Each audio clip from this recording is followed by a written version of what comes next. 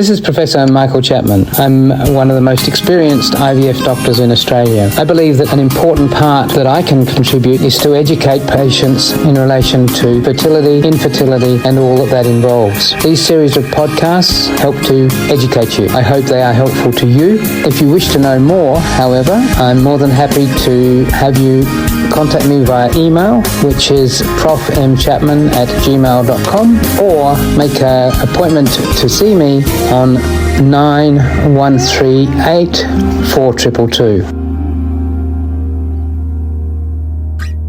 Prof, do you accept out-of-town patients? And if so, how long should they stay in the area until the procedures are completed? I do have patients that come from Melbourne, from the countryside. It's a little more complicated than being in Sydney, but certainly it's feasible to do. Most country centres or Melbourne or other cities, we can organise all the monitoring to be done in that city or town, with blood tests and scans being done by the local services. It costs a little bit more, but not much. So really, once we see that things are happening, we only really need you to arrive on the day of the egg collection. And then you can fly home after the egg collection and come back 5 days later for the embryo transfer. So it may only be 2 or 3 days that you need to be actually in Sydney.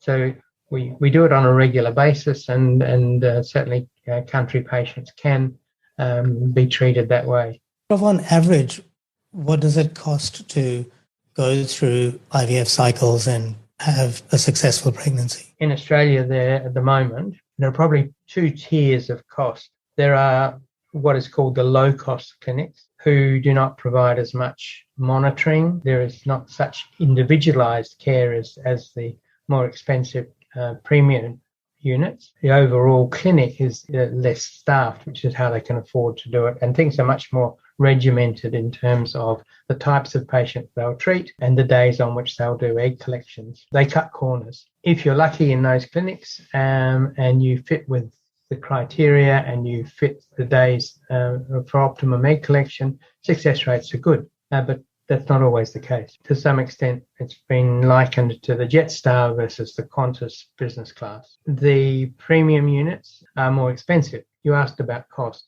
In the low-cost units, it varies somewhere between $1,000 and $2,000 out of pocket a cycle. The premium units, where you've got your own doctor caring for you, nurses available virtually every day of the week, it's going to set you back out of pocket something around $5,000 to $6,000.